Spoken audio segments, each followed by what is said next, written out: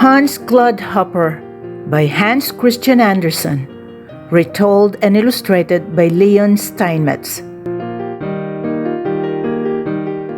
Once there was a princess who announced far and wide that she would soon choose a husband. Only the clever need apply, the announcement said, for the princess would marry none but the man who had an answer to everything. Out in the country, in an old manor house, lived an old squire with his 3 sons. 2 of the sons, who were twice as clever as anyone needs to be, made up their minds to propose to the princess. The brothers spent a week getting ready.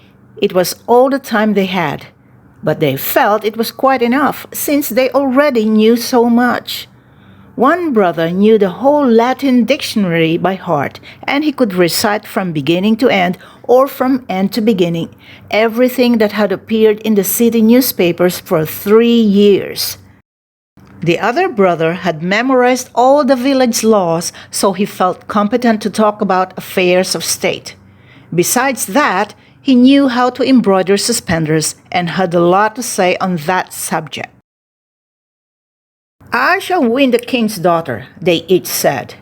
On the day the brothers were to leave for the royal court, their father gave them each a beautiful horse. The one who could repeat the dictionary and the newspapers got a coal-black horse, while the one who knew all about village laws and embroidery got a milk-white horse. Then the brothers smeared the corners of their mouths with oil to make the words slide out faster. All the servants were gathered in the courtyard to see them off. When along came the 3rd brother. No one paid much attention to this brother. He was called Hans Clodhopper because everyone thought the things he did were silly at best and foolish at worst. Strange to say, Hans Clodhopper seemed to like the way he was. "Where are you going, dressed up in your best clothes?" Hans asked his clever brothers. "We're going to the royal court to talk our way into the princess' good graces." "How come you haven't heard? Every town crier is shouting about it all over the land. The princess will marry the man who has an answer to everything." "What news?" said Hans Clodhopper. "I'm coming too." The clever brothers laughed. "How could a clodhopper like you have an answer to anything?" they asked and rode away. "Father, let me have a horse," cried Hans Clodhopper. "Suddenly I feel like getting married to the princess. If she'll marry me, fine. If not, I'll marry her." "Stuff and nonsense," said the squire. "You'll get no horse from me. What would you have to say to a princess? Your brothers are a different matter. Fine, clever fellows they are." "Well, if you won't give me a horse," said Hans Clodhopper, "I'll take my goat. He's my own and he'll get me there." With that, he seated himself on his billy goat, dug his heels into its sides, and galloped off down the road as fast as lightning. "Out of my way!" shouted Hans Clodhopper and sang at the top of his lungs. The 2 clever brothers were riding on ahead, not saying a word. They had to think about everything they knew and carefully rehearse witty speeches. "Hey there!" shouted Hans Clodhopper to his brothers. "Here I come! Look what I found on the road!" He held up a dead crow for his brothers to see. "You clodhopper," they said. "What on earth is that for?" "I'll give it to the king's daughter." "You just try it." They laughed and kept on riding. "Hey, wait!" Hans shouted again. "Look what else I found! You don't come across stuff like this on the road every day." The brothers turned around to see what it was. "What a clodhopper," they said. "It's just an old wooden shoe with the top part missing. Is that for the princess too?" "By all means," answered Hans Clodhopper. The brothers laughed and rode on. "Aha!" Hans shouted again. "It's getting better and better. Just look at this. Ha! It's perfect." "What have you got this time?" asked the brothers. I won't tell you, no, sir, but the princess will be delighted. Ah, said the brothers, it's only mud from the ditch. Exactly, said Hans Clodhopper. Such fine mud that I can't even hold it. It runs between my fingers. And he filled his pocket with the mud. The brothers rode on ahead and arrived an hour before Hans. They stopped at the city gates, where all the suitors who had come from far and wide were given numbers in order of their arrival. The suitors were arranged in rows so close together that they couldn't even move their arms. This was a good thing, since otherwise they would have pushed and shoved at each other just to get to the front. Hundreds of people crowded around the castle and peeped in the windows, hoping to see whom the princess would choose. One by one, the suitors were ushered into the hall, and one by one they were ushered out. At last came the turn of the brother who knew the dictionary and newspapers by heart.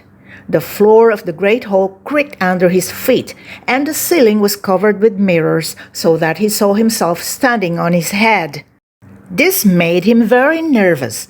To make matters worse, there was the city councilman with his clerks, waiting to write down every word that was said, so the story could be sent to the newspapers and sold on street corners for a penny. To top it off, the stove in the room was going full blast, so that its pipe was red hot. I must say something clever, the brother thought, but suddenly he was tongue-tied. It's awfully hot in here, he said at last, and the clerks quickly wrote it down. That's because my father is roasting chickens today, answered the princess. Uh-huh, was all he could think to say. He certainly hadn't expected a conversation like this.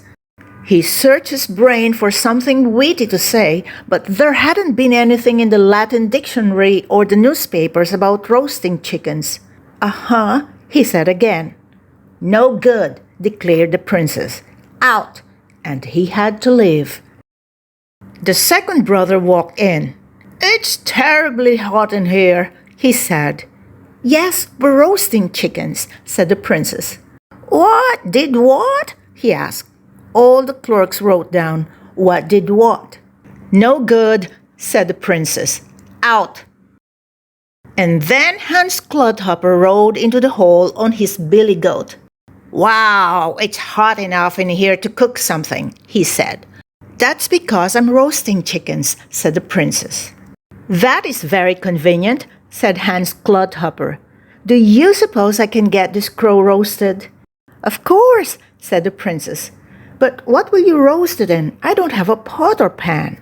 But I have, said Hans Clodhopper. This will make a pot. And he pulled out the old wooden shoe and put a crow in it. That's enough for a whole meal, said the princess.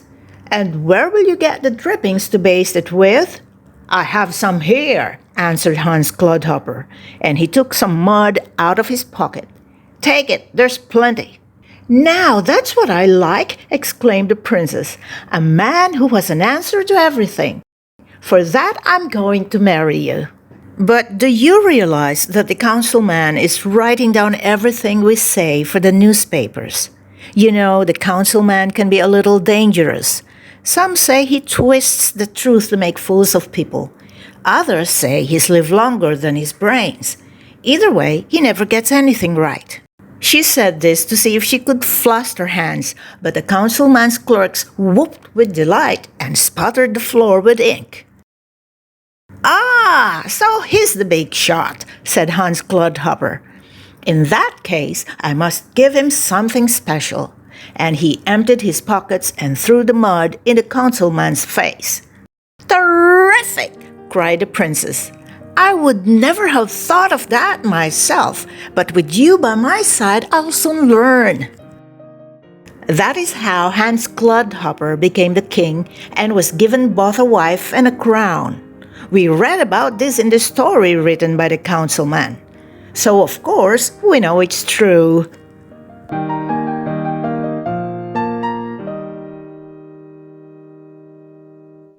Hi, if you like this video, please give this a like and hit the subscribe button and click the bell icon to get notified whenever I release a new video.